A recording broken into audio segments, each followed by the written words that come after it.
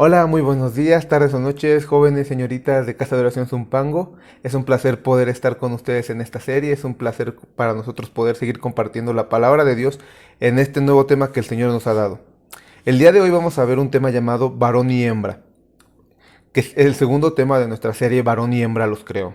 Para esto vamos a hacer una pequeña oración pidiéndole al Señor Jesucristo que nos ayude, que nos dé la fuerza, que nos dé la capacidad para hacer todo esto bien y para su gloria. Amado Dios y Padre que estás en el cielo, te damos gracias porque tú eres bueno. Señor, me abandono en tus brazos pidiéndote que tú seas conmigo. Tú conoces, Señor, mi condición, tú conoces todo lo que está aquí alrededor mío, Señor. Tú sabes las dificultades que ha habido para este tema, pero queremos ser fieles a tu palabra. Te ruego, Señor, que suplas las evidentes carencias del predicador y que sea tu Espíritu Santo el que realmente muestre la palabra correcta, que dé la palabra sazonada, atinada y que sea útil para estos tiempos, Señor. Bendice también a cada joven y señorita que ha de escuchar esta palabra, que podamos ser obedientes y ser transformados por ella. Bendice, Señor, a todo tu pueblo, porque te lo pedimos en Jesús, nuestro Señor y único y suficiente Salvador. Amén.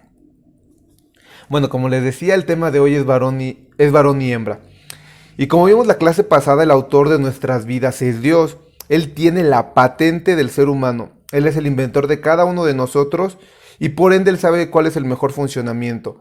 Quiero retomar esta idea central de la clase pasada porque vamos a empezar a ver cuál es el funcionamiento correcto del ser humano. Y para esto necesitamos recordar el manual, necesitamos recordar quién es el inventor y cuáles son las características que Él determinó que funcionaran hacia nosotros. Él no solo nos creó, Él nos creó con un propósito. Y el propósito mayor con el cual nos creó para darle sentido a nuestra existencia es darle gloria a su nombre. Este es el mejor y el mayor propósito que pudiéramos tener, ya que nosotros, debido al pecado, nuestra condición actual, tendemos a hacer un mal uso de nosotros mismos para fines que no son los más correctos ni los más convenientes según la gloria de Dios. Tal vez esto puede parecer no tan relevante porque dirás, bueno, yo estoy aquí, pero ¿cuál es el propósito? ¿Y qué importa si al final de cuentas yo decido vivir mi vida como a mí me plazca? El problema con este pensamiento es que, primero, hay dos pecados incluidos ahí, porque no es tu vida, y como no es tu vida no podemos vivir como nos plazca. Tenemos que vivir para lo que Dios nos ha dado esta vida. Ahora, quiero ponerte un pequeño ejemplo para ver lo relevante que esto pudiera ser. ¿Has escuchado del Saturno 5? Espero que sí. A mí me encanta mucho todo lo que tiene que ver con aeronáutica, con aeroespacial. Y el Saturno 5 fue el cohete utilizado para llevar por primera vez al hombre a la Luna. Detrás de su creación hubo mucho tiempo de ingeniería, de investigación, pruebas, errores, dinero invertido, con tal de ganar la carrera hacia la Luna. Esto sin duda fue muy impresionante. Ahora imagínate que estamos en el año 1969 cuando el hombre llegó a la Luna. Remontémonos al pasado. Justo ahí cuando se lanzó este cohete a la Luna y en vez, ya después de haber hecho todo este trabajo para construirlo de ingeniería, de electrónica, de matemáticas, de física, en vez de ponerlo a orbitar para que llegue hacia la Luna, encontramos que tenemos una fuga grande dentro de la ciudad y que necesita un tapón. Y en vez de enviar ese cohete a la Luna, lo usamos para ponerlo como tapón de drenaje y resolver el problema.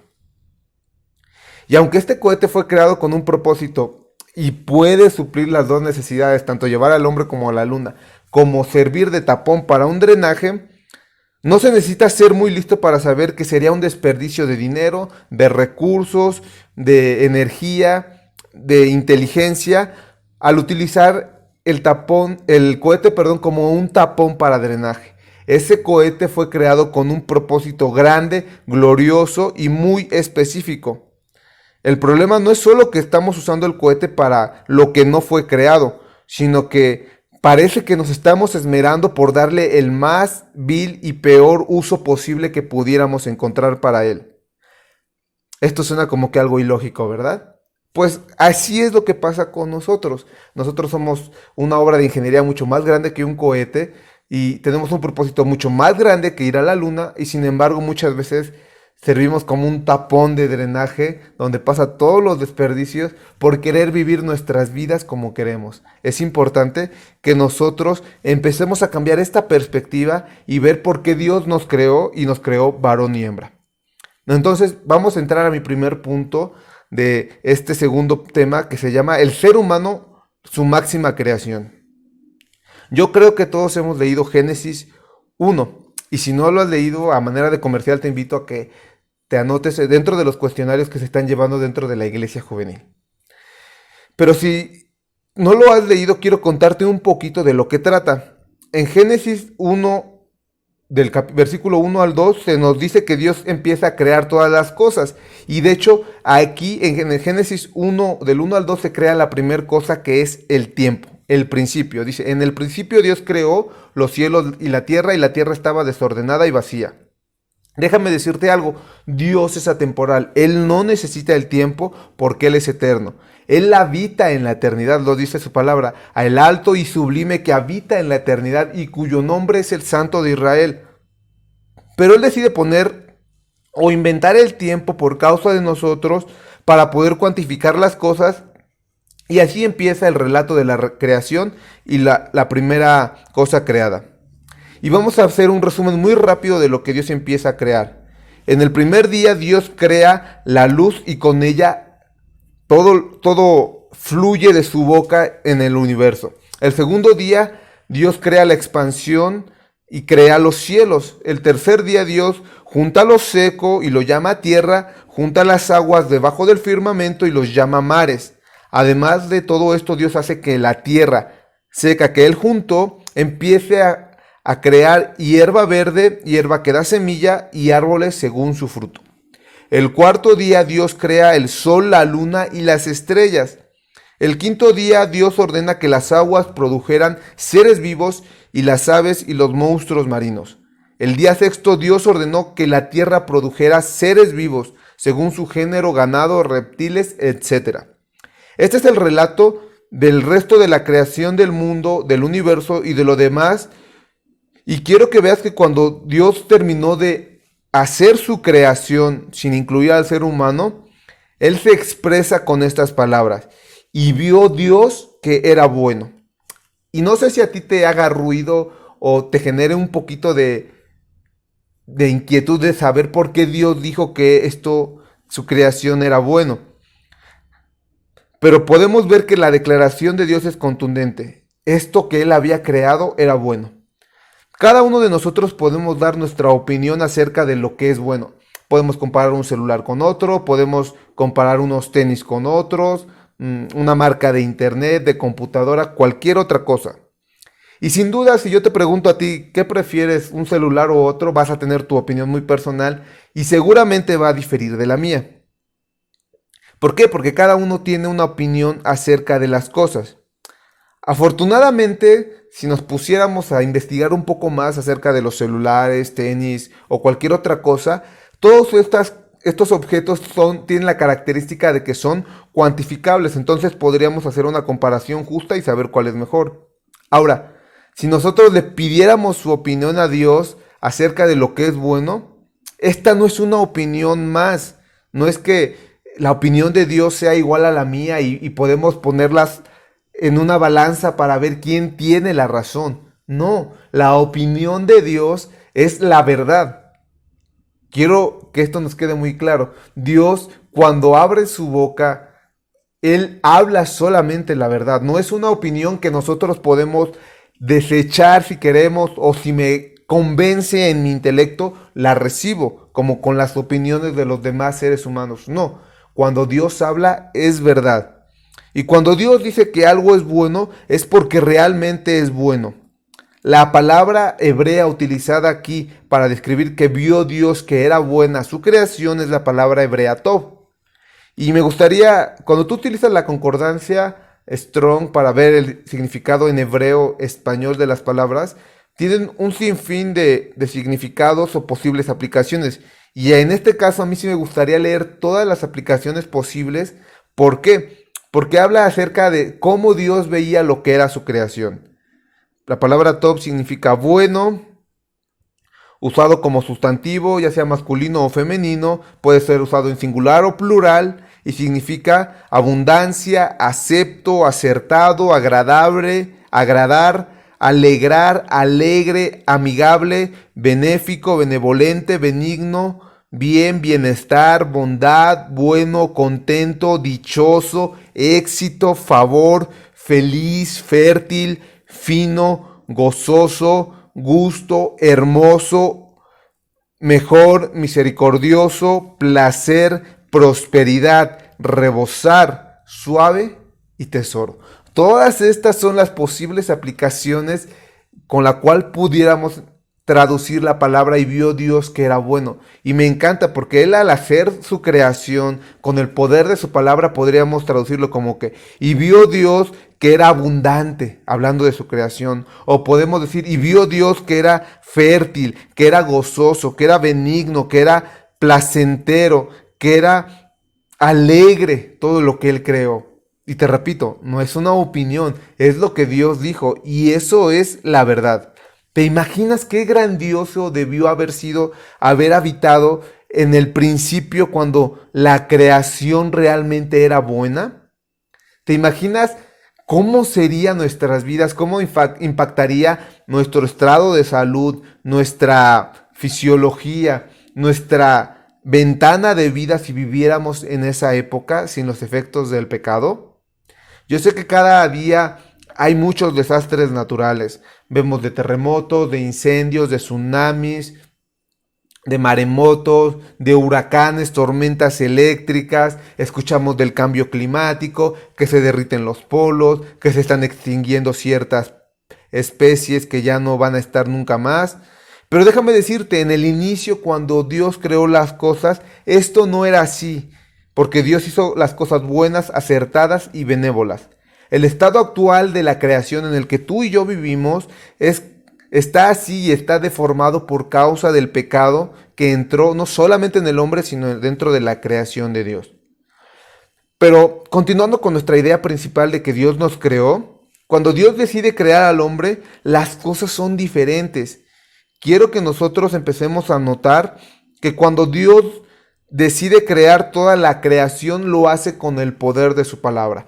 Sea la luz, sea el sol, sea la luna, sean las estrellas, júntense las aguas y júntese la tierra seca, produzca la tierra hierba verde. Todo lo que Dios está decretando que suceda es a través del poder de su palabra. A mí me encanta porque cuando Job está haciendo la defensa de su santidad y de su rectitud y que dice, yo no entiendo por qué Dios permite eso, Job nos da una declaración importante. Dice, todo lo que vemos es el susurro de su voz, pero el trueno de su voz, ¿quién lo podrá comprender? Entonces, imagínate, Job nos está diciendo, lo que Dios creó es solo una pequeña muestra. Si Dios decidiera usar todo su poder, sería algo incomprensible para nosotros. Dios crea todo con el poder de su palabra, y Génesis nos dice que para traer todo a la creación de lo que no existía, simplemente bastó la voz de Dios. Y dijo Dios, esa es la frase clave. Bastó que el Señor moviera sus labios y susurrara unas palabras para que podamos ver todo lo que nuestros ojos pueden ver e incluso todas las cosas que nuestros ojos no podemos ver. Moldear las leyes físicas de la naturaleza, de gravitación, del universo. Todo eso Dios lo creó con el poder de su palabra. Pero cuando Dios decide crear al hombre, hace algo especial.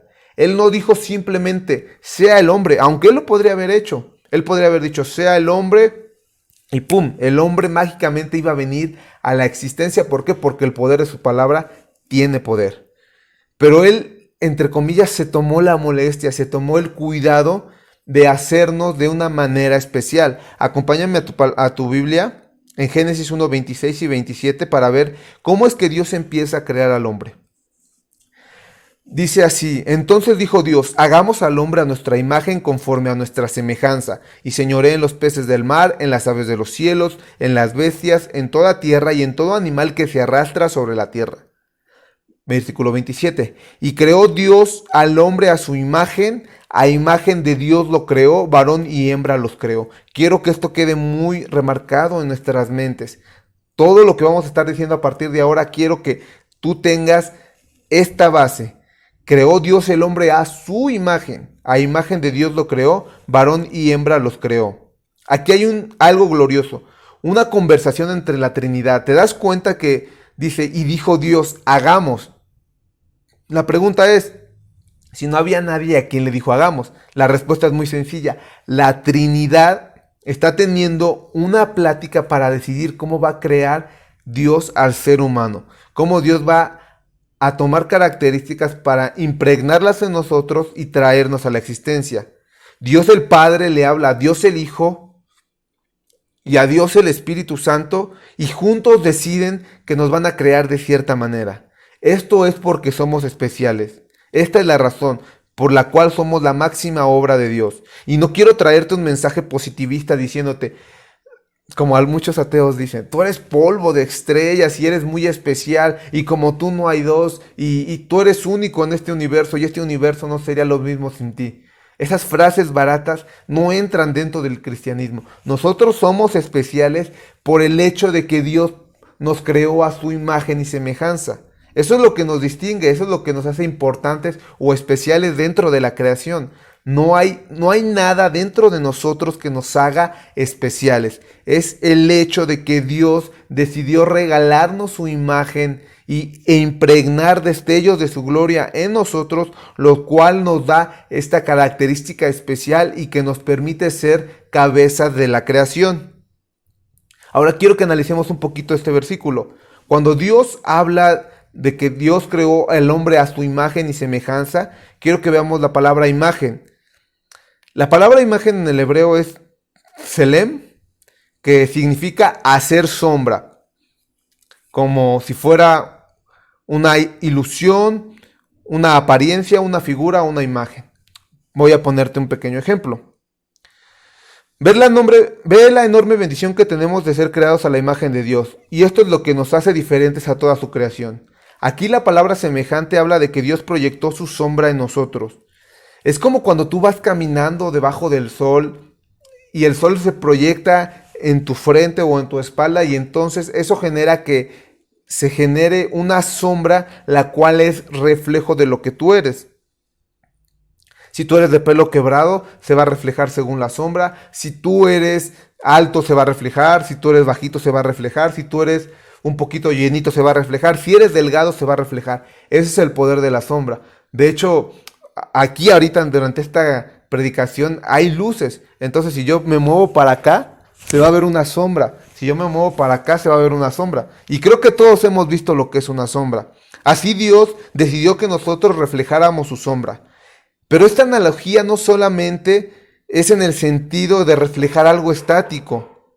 Cuando tú caminas, cuando tú te mueves, cuando tú brincas, cuando tú estás haciendo algo debajo del sol y tu sombra se refleja en el piso o en cualquier otro lugar, vas a ver que esa sombra sigue tus movimientos. Es como los boxeadores, cuando están peleando y están entrenando, hacen sombra.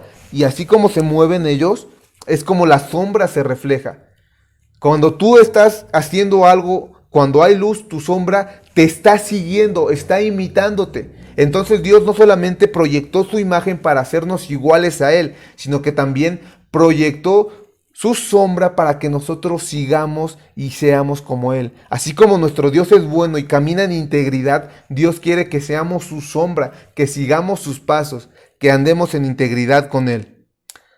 La palabra que se utiliza también para semejanza, porque dice que Dios creó al hombre a su imagen y semejanza, es la palabra demut, que significa modelo, forma, aspecto o figura. Entonces, que nos quede muy claro, somos especiales porque Dios proyectó su imagen y semejanza en nosotros y somos llamados a ser. Ahora, nuestro segundo punto se titula Tallados por Dios. Acompáñame en tu Biblia a Génesis 2, 5 y 6 para ver un poquito más del detalle de la creación. Génesis 2, del 5 al 7, y dice la palabra de Dios así. Y toda planta del campo antes de que fuese en la tierra, y toda hierba antes del campo antes que naciese, porque Jehová Dios aún no había hecho llover sobre la tierra, ni había hombre para que labrase la tierra, sino que subía de la tierra un vapor, el cual regaba toda la faz de la tierra.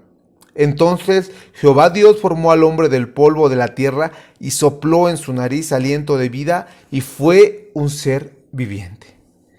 Veamos que Dios quiso proyectar en nosotros su imagen y Génesis 2 nos da un detalle mucho más profundo de cómo fue el proceso de la creación del hombre y de la mujer.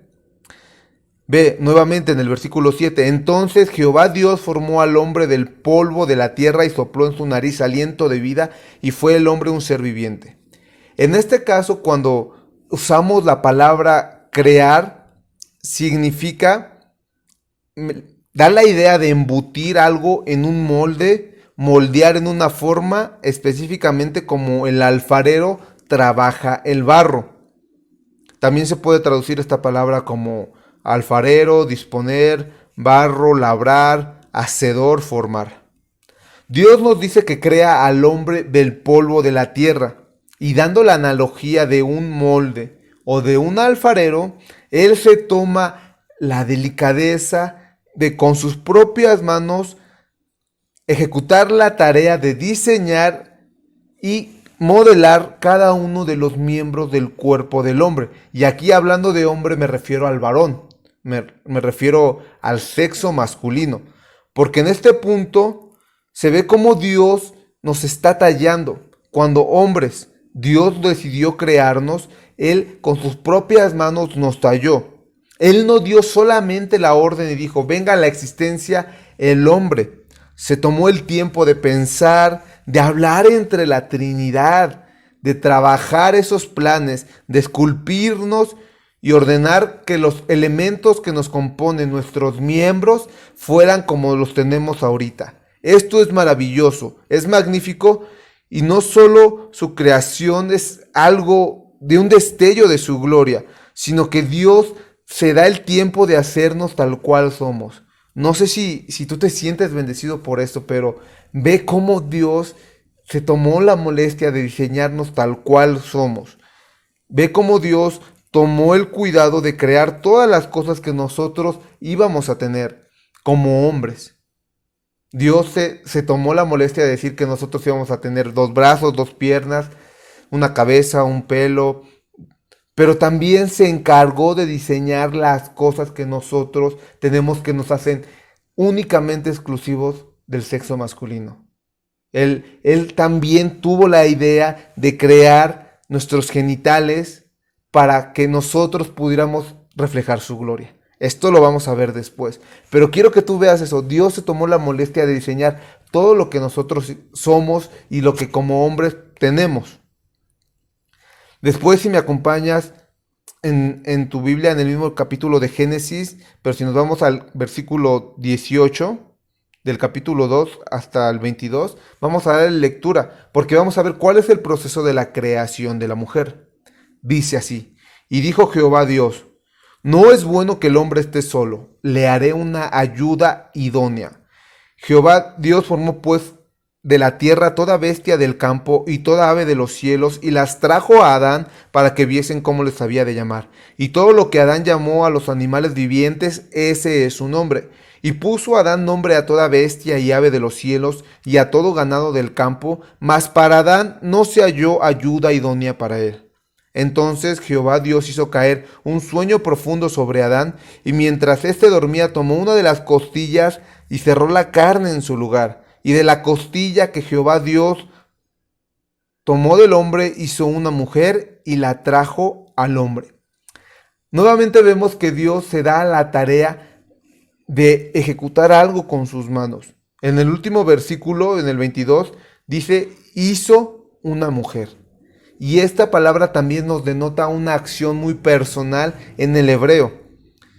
La palabra que se utiliza para hacer en el caso de las mujeres es bana, que significa construir, como un albañil, como un canterón, poner cimientos, un edificador, edificio, fortificar, labrar, levantar, obra, etc. Al igual que con el sexo masculino, con el hombre, Dios decide crear a la mujer, pero Él no lo hace del polvo de la tierra, lo hizo de una costilla del varón. Dios, al igual que con el hombre, se tomó el tiempo para diseñar las cosas hizo exactamente lo mismo con la mujer. Tomó tiempo para diseñar a la mujer, para construirla. Y nuevamente quiero que tú veas lo que vimos que significa la palabra vana, porque denota un trabajo manual y personalizado.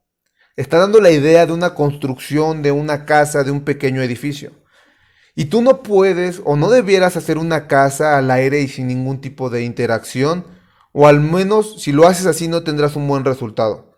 Para poder construir una buena casa, primeramente tienes que revisar los cimientos, tienes que crear unos planos, hacer el diseño, ver que la estructura soporte, ver qué materiales vas a utilizar, ver el terreno donde va a estar. Y una vez que ya tienes todos esos cálculos, ejecutas en base a esos planes.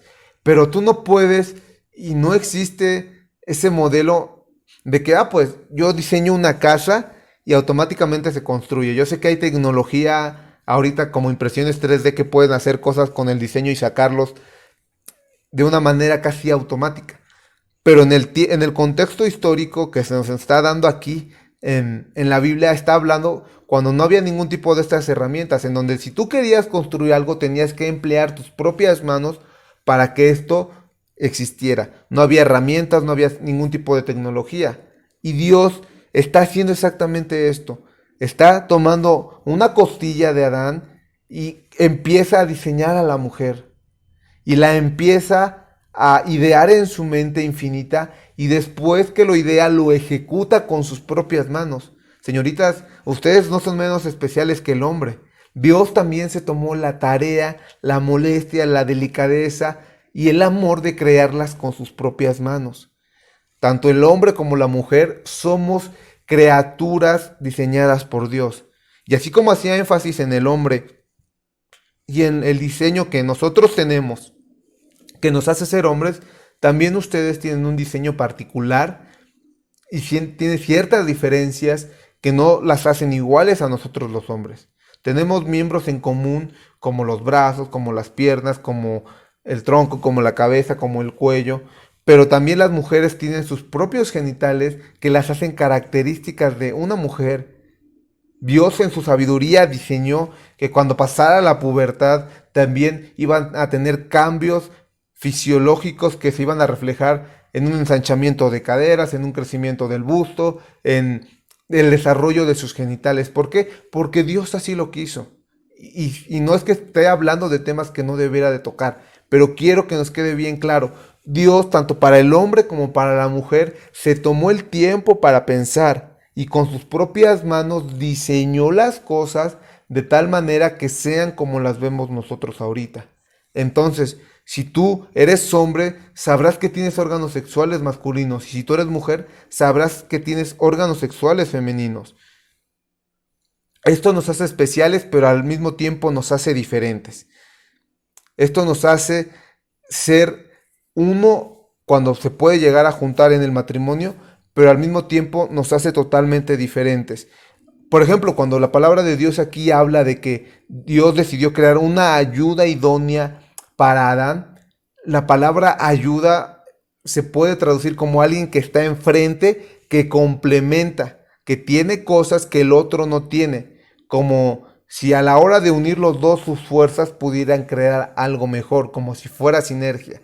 Eso es lo que significa ayuda idónea. No significa al lado, no significa abajo, no significa arriba, no significa detrás, significa de frente, como si estuvieras dos partes que se van a complementar mutuamente. Si vemos Génesis 2, 23 y 24, vemos la reacción de Adán y esta me encanta, porque dice la palabra de Dios así. Dijo entonces Adán, esto ahora es hueso de mis huesos y carne de mi carne. Esta será llamada varona porque del hombre fue tomado. Y esta declaración es muy importante. Por tanto, dejará el hombre a su padre y a su madre y se unirá a su mujer y serán una sola carne. Yo quiero ser muy enfático aquí y no quiero ser irreverente o irrespetuoso ni sonar intolerante como muchos pudieran pensar. Pero la Biblia es muy clara. Dios creó hombre y creó mujer. Es importante mencionarlo y no quiero pecar de obviedad, aunque el versículo ya lo dijo, quiero remarcarlo. Dios no creó varón y hembra y 10 sexos más aparte. No dice que solamente creó varones, no dice que solamente creó hembras, no dice que creó, pues, personas sin sexo. No. Dios dice que Él creó varón y hembra y nada más. Este es el origen de la creación del ser humano. Y no tenemos por qué añadirle ni por qué quitarle. Como repitiendo la idea principal de la clase pasada, Dios tiene el derecho de patente y Él decide que en su modelo del ser humano, versión 1.0, existe solamente el modelo masculino y el modelo femenino. No hay nada más. Y esto es en lo que yo me quiero enfocar. Aquí vamos a ver una de las instrucciones más relevantes dentro del instructivo o del manual que viene adjunto para el ser humano. Nos dice que solamente existe varón y hembra. Si tú ves lo que significa la palabra varón, es la palabra hebrea Adam, que significa rojizo, ser humano. Puedes traducirlo como el género humano, pero especialmente como varón. La palabra que se utiliza para varona o mujer es la palabra Ishisha, que significa mujer, hembra, varona. No tiene más significados, no significa, perdón que lo diga así, no significa alguien que se viste como, alguien que se siente como, alguien que en su mente cree poder tener las características de. No, la definición dice que uno o es hombre o es mujer. No deja lugar a especulaciones, no deja lugar a huecos. Dios rellena toda la hoja y no deja espacios en blanco diciendo o varón o hembra. Y sabes, esto no solamente de la creación detallada de Dios se aplica para Adán y Eva, también se aplica para ti y para mí. Así como Dios creó en un principio varón y hembra, y solo eso, Dios sigue a través de su proceso que Él diseñó de la procreación, creando hombres y mujeres solamente. Acompáñenme por favor al Salmo 139, del versículo 13 al 16. Salmo 139 del 13 al 16. Y dice así la palabra de Dios, hablando el salmista. Porque tú formaste mis entrañas, tú me hiciste en el vientre de mi madre. ¿Te das cuenta? Tú me hiciste en el vientre de mi madre. Te alabaré porque formidables y maravillosas son tus obras. Estoy maravillado y mi alma lo sabe muy bien. No fue encubierto de ti mi cuerpo. ¿Te das cuenta? Bien que en lo oculto fui formado y entretejido en lo más profundo de la tierra. Aquí el salmista está diciendo, Dios, yo te alabaré porque grandes son tus obras, no puedo huir de tu presencia. De hecho, incluso aunque quisiera huir al lugar más recóndito que pudiera ser el vientre de mi madre, desde ahí tú me conoces, tú me creaste. Quiero volver a enfatizar eso. Tú me hiciste en el vientre de mi madre. Y cuando tus papás se unieron en una relación sexual y Dios los trajo a la existencia, en ese momento Dios empezó a formarte, a formar tus órganos, tus características, tus genitales y determinó que ibas a ser hombre o ibas a ser mujer. Dios no solamente hizo eso con Adán y con Eva. No te estoy contando una historia lejana y ajena a ti. Te estoy hablando de la historia que tú ya pasaste, del relato que tú ya viviste. Aunque no te acuerdes, Dios ya hizo esto contigo y conmigo y con todo ser humano que ha pisado la tierra, que ha nacido por medio del vientre materno. ¿Te das cuenta? Dios se toma el cuidado de formar a cada embrión en el vientre de su madre. Dios se tomó el detalle de crearte a ti sin importar las circunstancias de tu concepción. Sí, Dios te hizo hombre y por tanto eres hombre. O si te hizo mujer, eres mujer. Y no hay más, no hay espacio para otras cosas. Esta es una simple dicotomía, no hay nada más. Dios no se equivoca al respecto de esto. Y sé que esto puede sonar confrontador, y más en la sociedad donde vivimos, donde a todo lo que no piensa conforme a la sociedad se le tacha de intolerante, se le tacha de religioso, se le tacha de retrógrado, de oscurantista, de mente cerrada, y podemos ponerle 1000 adjetivos más descalificativos. Pero la iglesia debe ser columna y baluarte de la verdad. No, no somos anticuados, no somos religiosos. Somos hombres y mujeres que creen en la palabra de Dios y en la evidencia que Dios ha dejado a través de su creación.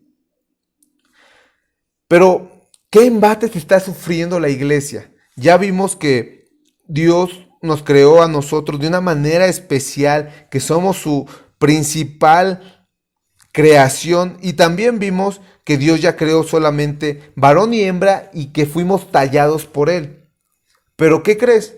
Hay muchas corrientes filosóficas dentro de este mundo que se están levantando, que se han levantado y se van a levantar en contra de la iglesia para tratar de tacharnos de mentirosos, de retrógradas y hacer cambiar nuestra opinión. Una de ellas es la posmodernidad. Y yo quiero tocar un poco estos puntos porque quiero que veas lo importante que es analizar en el contexto histórico y cultural en el que vivimos.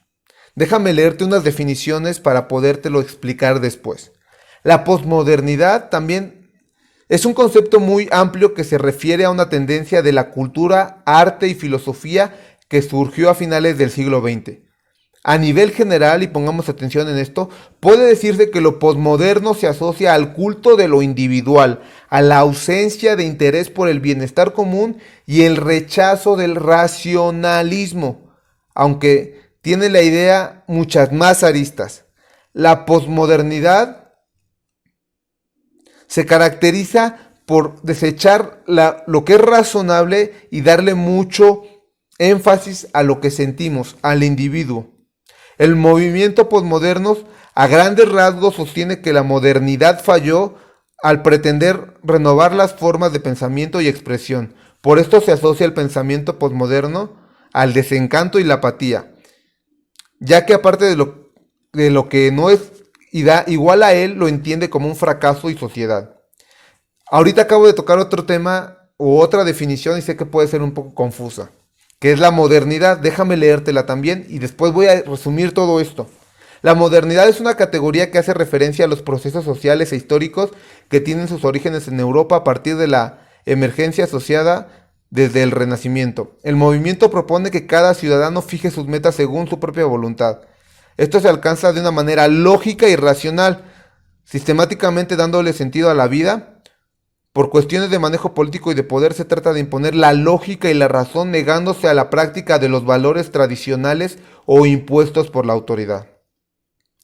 La modernidad, en pocas palabras, es un periodo en el que principalmente se antepone la razón sobre la religión.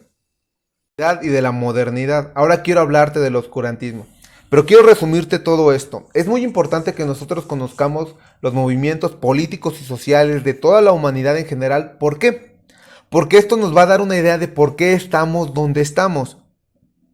Si nosotros decidimos ignorar todos estos movimientos y no conocerlos, no vamos a lograr entender por qué estamos parados en el lugar que estamos. Entonces déjame resumirte esta historia de la humanidad y de la historia de una manera muy simple. Pero antes de esto quiero comentarte algo que se llama el efecto péndulo de la cultura. ¿Qué es esto? Que cuando la cultura tiende a irse hacia un extremo, tomando o abrazando ciertas ideas, inmediatamente después de cierto tiempo se va a tender a irse hacia el otro extremo. Y ahora va a pensar contrariamente diferente a lo que pensaba antes. Y después va a volver a hacer exactamente lo mismo y va a regresar al mismo punto. Y este movimiento oscilatorio se está repitiendo a lo largo de la humanidad. Voy a hablarte un poquito acerca del oscurantismo, ¿vale? Y de todo lo que venía mucho atrás de él. La historia de la humanidad, en términos generales, tiene muchas variantes o muchos matices que podemos enfocar, pero yo quiero partir a partir del oscurantismo. Muchos definen el oscurantismo como la época en la cual en Europa la iglesia católica dominó todo y acusan a la iglesia católica de haber detenido el progreso de la ciencia, el progreso de los avances tecnológicos, y por eso se llama oscurantismo. Ellos dicen que la religión fue lo que se impuso y que por esto no se impulsaba el desarrollo de la ciencia. Estamos en un extremo en donde no se le da, en teoría, énfasis a la razón, sino solamente a la religión. Después de esto viene la modernidad o la ilustración, que es donde empiezan todos los desarrollos tecnológicos, donde empieza a darse auge a la ciencia, al método científico, y entonces se le da más prioridad a la razón y menos a la religión o a los sentimientos. Aquí vienen grandes avances en cuanto a la ciencia y el ser humano se empieza a despersonalizar o a alejar de Dios, queriendo encerrarlo dentro de un laboratorio. El pensamiento de los hombres de esta época decía, si no se puede comprobar, no existe. Aunque después tocaremos este punto, esta declaración no es del todo cierta. Pero te das cuenta del oscurantismo donde según la religión dominaba, se va hacia la ilustración, donde la ilustración o modernidad, donde la razón es la que gobierna. Después de la ilustración o el modernismo, viene el posmodernismo, en donde los hombres dicen, bueno, es cierto, la lógica me puede llevar a ciertos puntos, la razón me puede llevar a ciertas verdades, pero no a todas. Y en esa declaración tienen verdad. Por ejemplo, ¿tú cómo puedes cuantificar el amor? ¿Tú cómo puedes cuantificar la pasión, la entrega? Tú no puedes extraerle al ser humano su sangre y poder cuantificar ahí el amor, ¿me entiendes? Es cierto, la ciencia es una herramienta importante, pero no puede comprobar todo lo que existe. Otro ejemplo muy rápido. Se supone que para que sea ciencia se tiene que poder comprobar. El origen del universo es algo que no se puede comprobar. Entonces, no por eso deja de ser científico. Entonces los posmodernos en esta idea se alejan de la razón y empiezan a darle nuevamente valor a los sentimientos, a las emociones, diciendo, sí, la razón es importante, pero no puede definirlo todo. Vamos a hacerle caso también a los sentimientos y a las emociones. Pero en este efecto péndulo se están yendo al otro extremo, en donde ellos empiezan a decir, ahora yo voy a, así como la modernidad rechazó los sentimientos y las creencias personales, ahora yo voy a rechazar todo tipo de razón, todo tipo de evidencia científica, y lo que va a importar, lo que va a valer, lo que va a ser importante para mí, van a ser mis sentimientos y nada más. Hoy estamos en una época donde se le quita todo el peso a la razón y se le da prioridad al sentimiento. Y esto hablando y enfocándolo en cuanto a la creación del hombre, de que varón y hembra los creó, es muy fácil. Tú puedes tener a una persona, y lo digo con todo el respeto del mundo, una persona que sienta que es de otro sexo o incluso de otra especie. Puede operarse, puede mutilarse, puede tomar hormonas, puede hacer 1000 cosas, lo que tú quieras y mandes. 20,000 operaciones, pero cuando tú tomes a esa persona y le hagas una prueba de ADN, va a tener XX o XY según sea hombre o sea mujer. Eso no lo va a poder cambiar y jamás el ser humano va a poder cambiar esto, por mucho que avance la ciencia, porque Dios es el autor del hombre y ha dejado su copyright para que no pueda ser violado. Entonces es muy importante ver en dónde estamos. Como te lo quiero repetir, estamos en una época posmoderna en donde se le da mucho valor al sentimiento. Un pensador cristiano decía, esta época ha visto nacer algo que se llama el homo sentimentalis, es decir, el hombre que vale por sus sentimientos. Y yo no estoy diciendo que los sentimientos no son importantes, no, pero estoy diciendo que los sentimientos no pueden definir la realidad en la cual nosotros nos movemos. Es importante tener, haciendo un pequeño paréntesis, tener cuidado con las palabras. No sé si tú has escuchado ahorita del lenguaje inclusivo, en donde en vez de decirle hola chicos y chicas, les diría hola todes, espero que estén bien, salúdenme a sus papés, porque no quiero determinar o encerrar las cosas en un solo sexo. Pero tenemos que tener mucho cuidado porque ahorita se nos habla y se ha deformado el lenguaje de tal manera que dicen, hay 2 sexos, pero hay muchos géneros. Hay muchos géneros. Pero antes, si tú revisas un poquito de la historia, la palabra sexo y la palabra género eran sinónimos. Pero estos hombres, con el fin de ir metiendo maldad, de ir metiendo sus engaños, empiezan a modificar sutilmente el lenguaje, empiezan a cambiar las palabras para que no suenen tan feas. Estos se llaman eufemismos. Por ejemplo, no se le dice aborto, se le dice interrupción legal del embarazo. No se le dice feto, se le dice producto. ¿Te das cuenta cómo suena menos feo? El tú asesinaste a tu bebé, tú abortaste ese montón de células. Es muy importante ver cómo están utilizando el lenguaje, porque con eso lo que se busca es que nuestras mentes se empiecen a moldar a la que la cultura posmoderna quiere. Y nosotros no podemos hacer esto. Solo existen dos sexos y solo existen dos géneros. El hombre y la mujer, varón y hembra. No es que yo me pueda definir como me sienta o como yo crea. Voy a ponerte un ejemplo. Y no quiero ser, no estoy burlándome, no quiero ser irrespetuoso. Yo solamente quiero poner ejemplos muy específicos y prácticos donde podemos determinar que el como yo me siento no puede definir la realidad. Imagínate, si yo digo, yo me defino ahorita como un animalito, ¿daría el derecho de que me traten así? O imagínate que tú en algún momento te definieras como un animalito. ¿Yo tendría el derecho de darte una patada? ¿Yo tendría el derecho de amarrarte del cuello? A tono de burla decían en un meme: a todos aquellos que se autodeterminan como perros, amárralos en la azotea por 2 días y vas a ver cómo se les quita esa autopercepción. Y es cierto. Perdón que lo diga así, pero imagínate que tu mamá, porque esto de la ideología de género no solamente habla de que puedes ser diferente sexo, sino que puedes ser incluso objetos, animales o cualquier cosa que a ti se te ocurra. La posmodernidad dice, como tú te sientas es lo que eres. Y esa es la verdad y todos los demás tienen que respetarlo. Yo me imagino esto. Si tu mamá se autopercibiera como un burro de planchar, ¿podrías planchar sobre ella?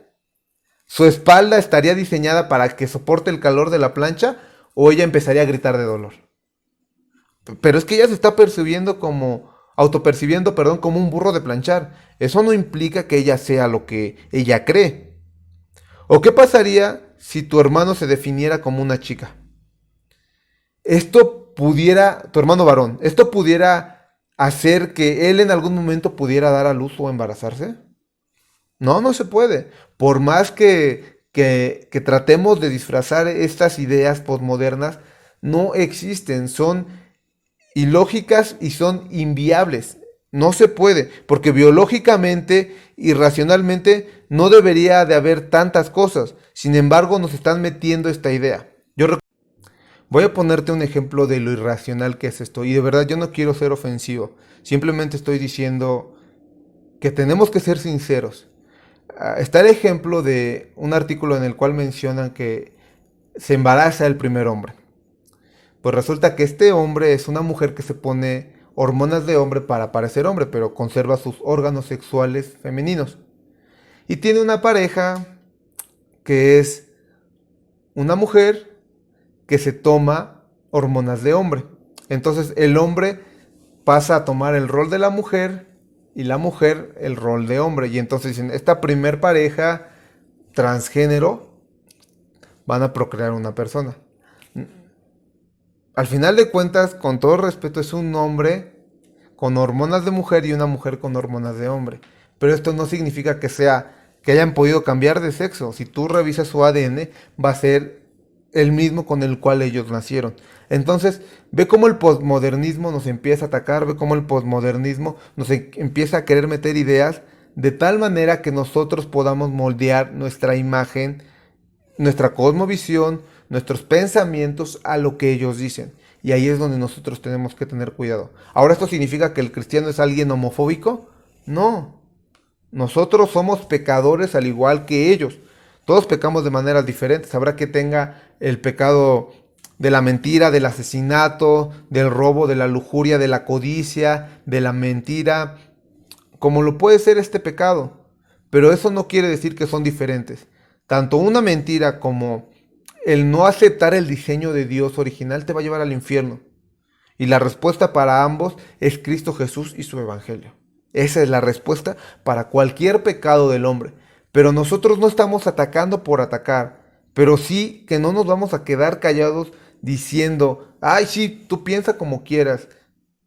Y eso, en ciertos puntos, podemos dejar que ellos piensen como quieran, siempre y cuando no empiecen a afectar nuestros derechos, porque ahí es donde nosotros tenemos que alzar la voz, donde no se quieren empezar a meter dentro de la iglesia, donde no empiecen a querer formar y a distorsionar la doctrina. De hecho, en sus ataques por querer hacer esto, han dicho tantas blasfemias y barbaridades como que Jesucristo era gay y que el discípulo amado Juan pues era su pareja. Entonces, ve hasta dónde van y quieren torcer los hechos y la escritura con tal de justificar sus propias ideas. Pero la palabra de Dios sigue siendo clara. Entonces nosotros como cristianos tenemos que desechar el posmodernismo. Es cierto, nuestras ideas son respetables. Nuestras ideas deben de ser escuchadas y las de cualquier otra persona. Pero de eso a decir que mis ideas van a definir una realidad y que esa realidad se la tengan que imponer a otro, es falso, es incorrecto. Es como si yo dijera, yo autopercibo a Cristo como el Salvador del universo. Y quiero que todos lo acepten. Quiero que todos piensen así. Aquellos que no creen en Dios se van a enojar y van a decir, pero ¿por qué quieres imponerme que yo crea en Cristo? ¿Por qué quieres imponerme que yo crea en Dios? Tienen su derecho hasta cierto punto, entre comillas, de decir eso, porque al final de cuentas son creación de Dios y deberían de someterse a Él. Pero así como nosotros no podemos imponer nuestras ideas por la fuerza, ellos tampoco deberían de poder imponer sus ideas a nosotros como iglesia y como cristianos. Por eso es importante, como decíamos, ser baluartes y columnas de la verdad. Otro ejemplo acerca de la posmodernidad y de lo irracional que esto puede ser es el eslogan y la mítica frase Love is Love. Traduciéndolo al español es amor es amor. ¿Esto qué quiere decir o qué contiene esta idea? Que no importa lo que digan, que no importa lo que piensen, que no importan las circunstancias. Mientras haya amor, todo se vale. Mientras haya amor, todo lo podemos hacer. Decía John Lennon en una de sus canciones, el amor es lo que todo el mundo necesita. Y esta premisa es satánica y diabólica, porque entonces quieren marcar dentro del amor cualquier tipo de relación. Imagínate que tú tuvieras un hijo de 2 años o de 3 años y que se acercara a un hombre de 40 años y dijera, oye, yo amo a tu hijo. Yo de verdad siento un amor profundo por tu hijo. Y tú le vas a decir, ¿y eso qué?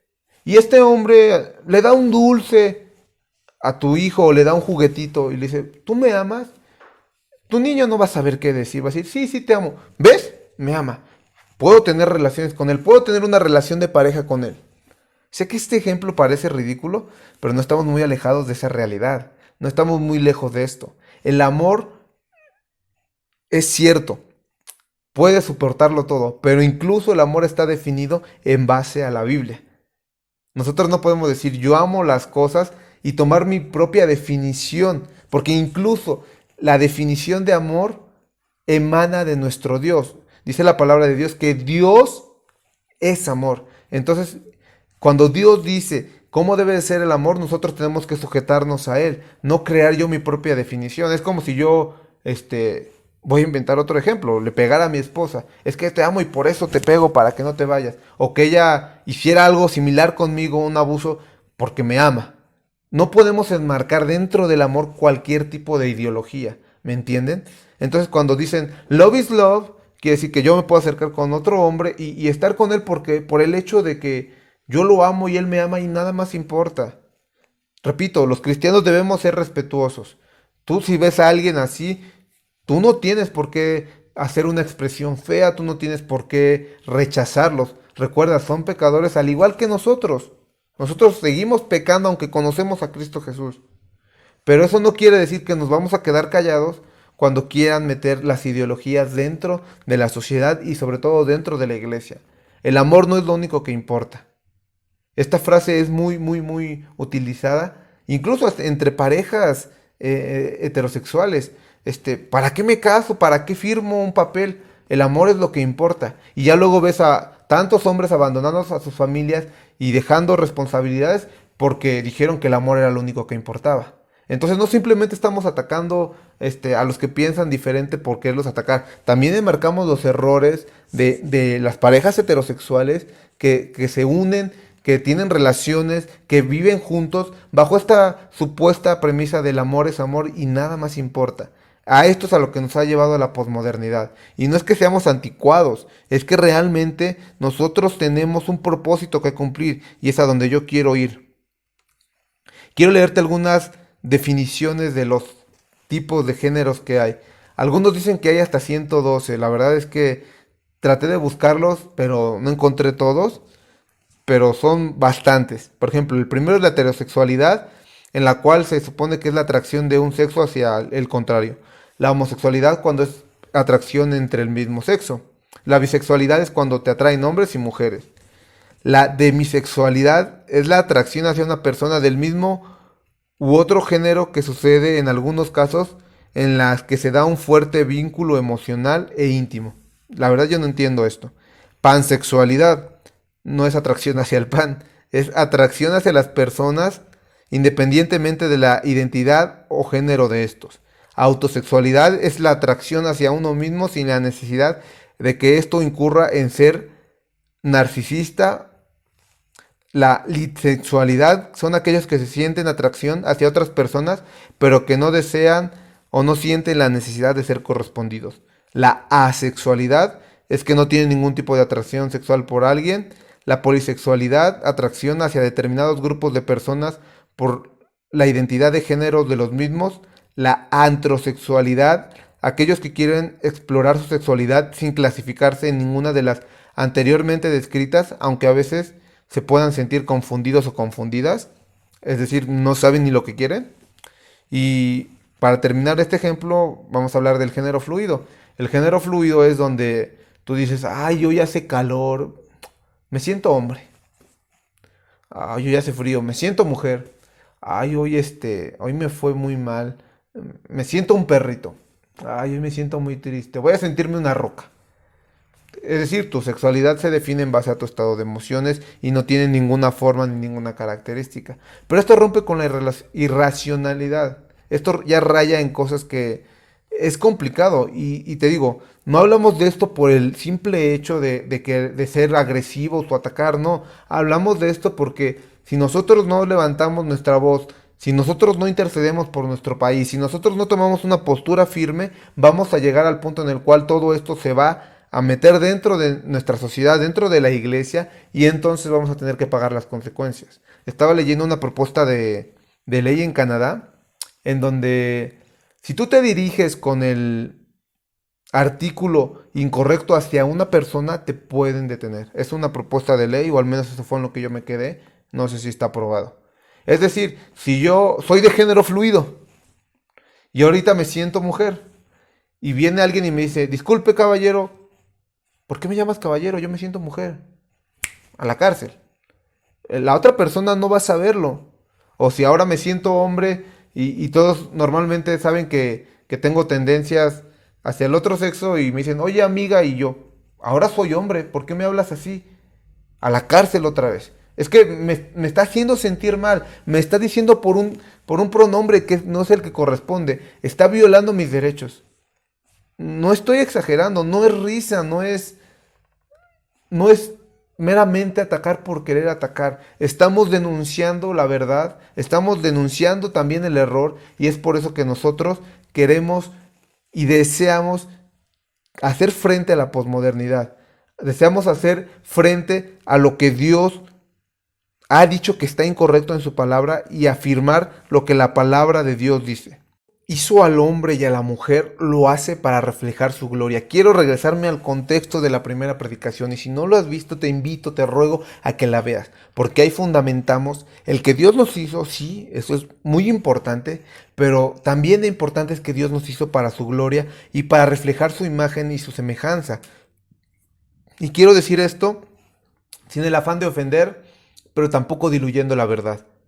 Solo la unión de estos dos sexos, hombre y mujer, en el contexto del matrimonio, pueden reflejar la gloria y la imagen de Dios. Vuelve a leer conmigo Génesis 2, 23 y 24. Dice así: dijo Adán: esto es ahora hueso de mis huesos y carne de mi carne. Y esta será llamada varona porque del varón fue tomada. Por tanto, dejará el hombre a su padre y a su madre y se unirá a su mujer y serán una sola carne. Dios quiere que el hombre y la mujer reflejen la unión perfecta que existe entre la Trinidad.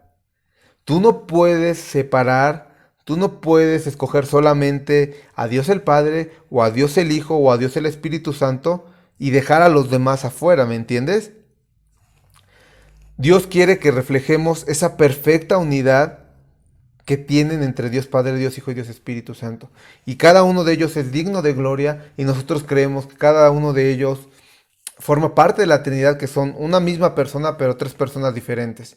Y entonces vemos que Dios el Padre, en su rol de autoridad, Él decreta las cosas y determina el plan para la salvación del hombre. Vemos que Dios el Hijo entonces ejecuta y se somete a los planes de Dios el Padre para poder hacer posible la salvación del ser humano.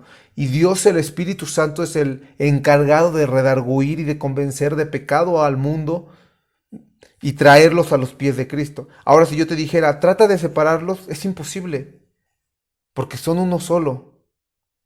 No puedes tener a Dios el Padre en una esquina y a Dios el Hijo en otra esquina y a Dios el Espíritu Santo separado.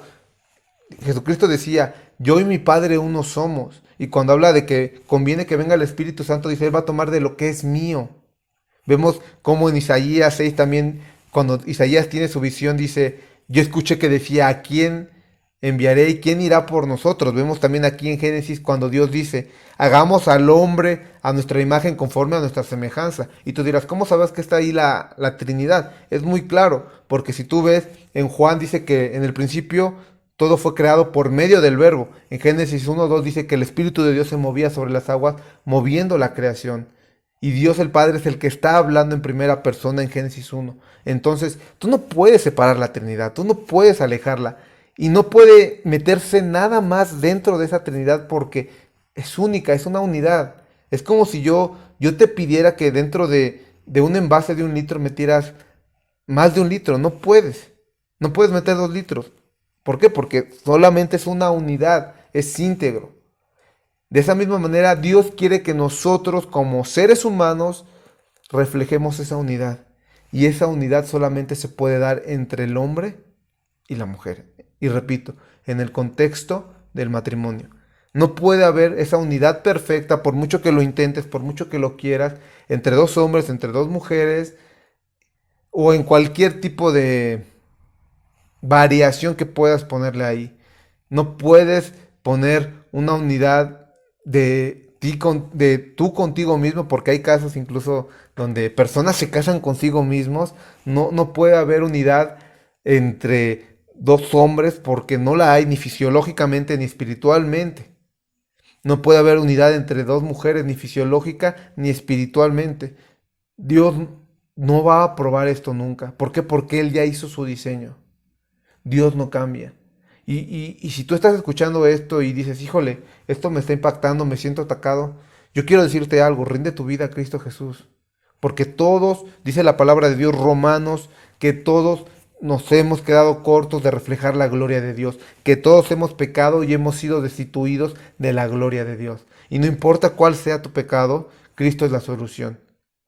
Pero quiero hacer énfasis en esto: Dios creó un hombre, Dios creó una mujer, nos creó con genitales específicos a los hombres, nos creó a las mujeres con genitales específicos, y estos son para la función y el procreamiento de la especie humana.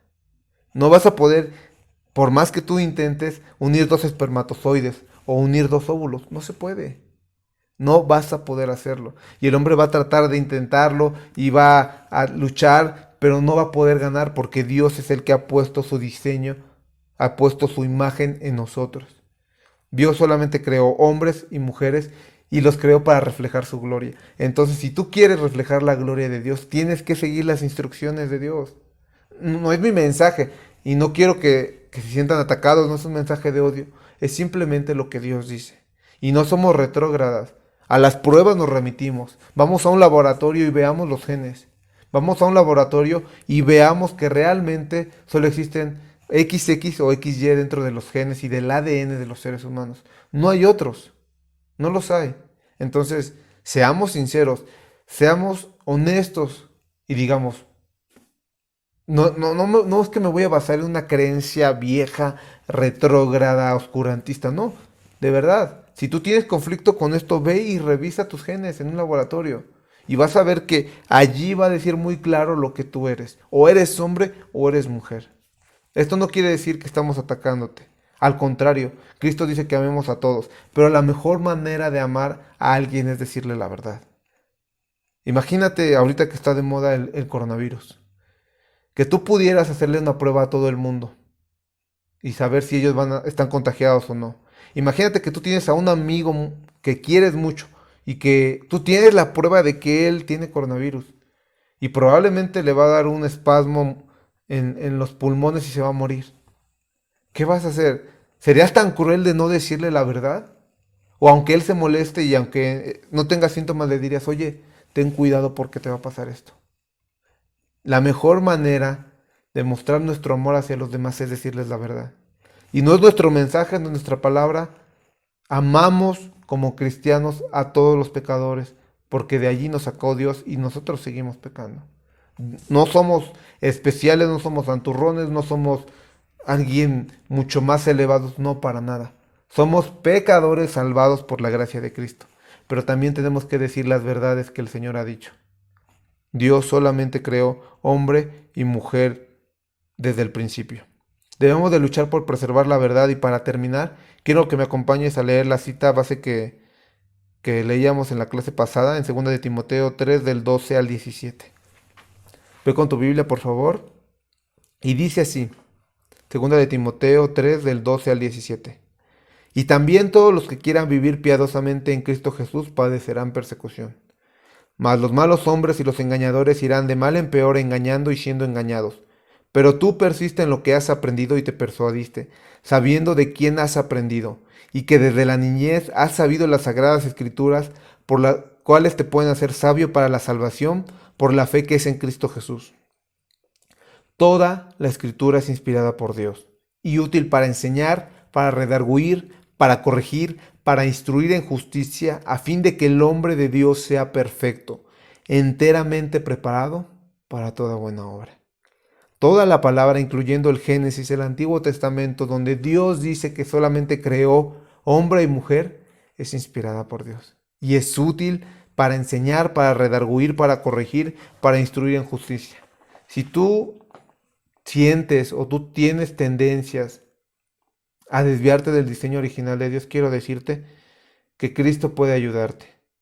Porque, te repito, no es un pecado especial. No es un pecado que deba de ser señalado con marcatextos diferentes de los otros. No. Es un pecado como cualquier otro en el cual nos aparta de Dios. Cualquier pecado, por muy mínimo que sea, entre comillas, nos aparta del Dios 3 veces santo que está sentado en su trono rodeado de serafines. Cualquier pecado nos aparta. Pero también es bien cierto que la sangre de Cristo Jesús y su sacrificio nos limpia de todo pecado. Y no importa cuánto hayamos pecado, no importa qué tan bajo hayamos caído, no importa inclusive lo que nosotros podamos pensar acerca de nosotros mismos. Si tú te sientes confrontado por esta palabra, ven a Cristo. En Cristo hay solución para cualquier pecado y hay perdón abundante. Hay gracia para poder dejar el pecado. Porque Dios, si algo quiere, es que reflejemos realmente su imagen y su semejanza. Dios quiere que nosotros proyectemos lo que Él es. Entonces, queremos dejar claro, Dios creó hombre y mujer y nada más. Y estaremos hablando en los demás temas acerca de cómo estas ideologías se han metido en la iglesia y cómo tenemos que atacarlas, cómo identificarlas. Y también vamos a hablar de los roles de hombre y mujer verdaderos delante de la presencia de Dios. Pues por mi parte ha sido todo, chicos. Espero que esta palabra sea de bendición para sus vidas, que el Señor les guarde, les bendiga y les prospere y les afirme en todo. Estamos para servirles, les invitamos también a ser parte de la canasta de la iglesia juvenil. Estamos llevándole a los hermanos mayores algún presente en cuanto a despensa para que ellos puedan suplir sus necesidades. Te invitamos también a que te acerques si tú quieres leer los libros de la biblioteca. Si tienes algún libro que te interesaría leer acerca de este tema o profundizar, acércate con nosotros. Y por último, te invito también a que empieces a leer tu palabra a través de los cuestionarios que se están generando de la iglesia juvenil. Estamos para servirles y que el Señor esté con ustedes. Dios les bendiga.